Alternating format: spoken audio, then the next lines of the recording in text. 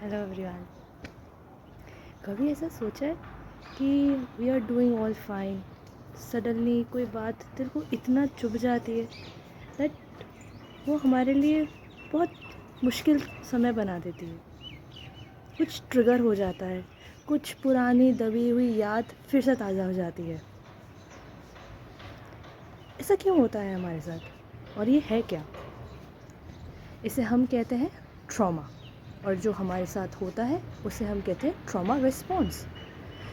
Trauma सिर्फ और सिर्फ हमारे दिमाग में नहीं, हमारे शरीर में रहता है, हमारे साथ साथ बढ़ता भी जाता है।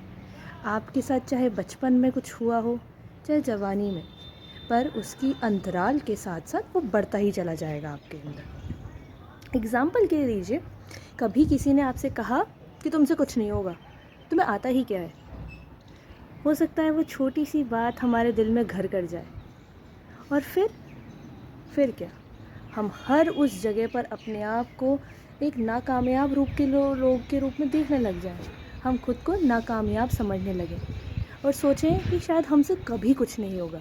और ऐसा होता भी है हमारे साथ। हम ऐसा मानना शुरू कर देते हैं कि हमसे शायद सच में कुछ नहीं होगा। तो क्या करें, किस तरह से इन सारी परेशानी से बाहर निकलें? इसका निकलने का सबसे साधारण सा तरीका है कि आप खुद के साथ इतना हार्श मत होइए। चीज़ों को रियलाइज़ कीजिए। इसमें शर्म आने वाली कोई बात नहीं है। हो सकता है किसी बात की वजह से आपकी आंखों में आंसू आ जाए, हो सकता है आपका दिल भर के आ जाए, होता है। It's okay not to be okay. हम सुनते हैं, पढ़ते हैं, हर जगह देखते हैं।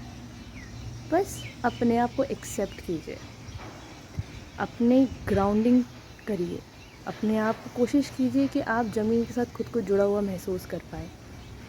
लंबी लंबी सांसें भरिए और खुद को रिलैक्स होने का मौका दीजिए, क्योंकि शायद उस समय कुछ की अनरिजॉल्व चीज़ जो आज रिजॉल्व होनी ज़रूरी थी, वो अभी भी अनरिजॉल्व रह रही है। वर्क कीजिए उस पर, ढूंढिए वो तरीका जिससे आप उस परेशानी से बाहर आ सकते हैं। और यही है आपका ट्रॉमा से बाहर आने का तरीका। जैसे अभी आपने ट्रॉमा के बारे में जाना, तो आप लोगों का टास्क ये है, मुझे एक मैकेनिज़्म का नाम बताइए जो इसके अंदर यूटिलाइज़ होता है। For your help a small hint, ये शायद कुछ कंडीशनिंग से रिलेटेड है। So please comment your answers.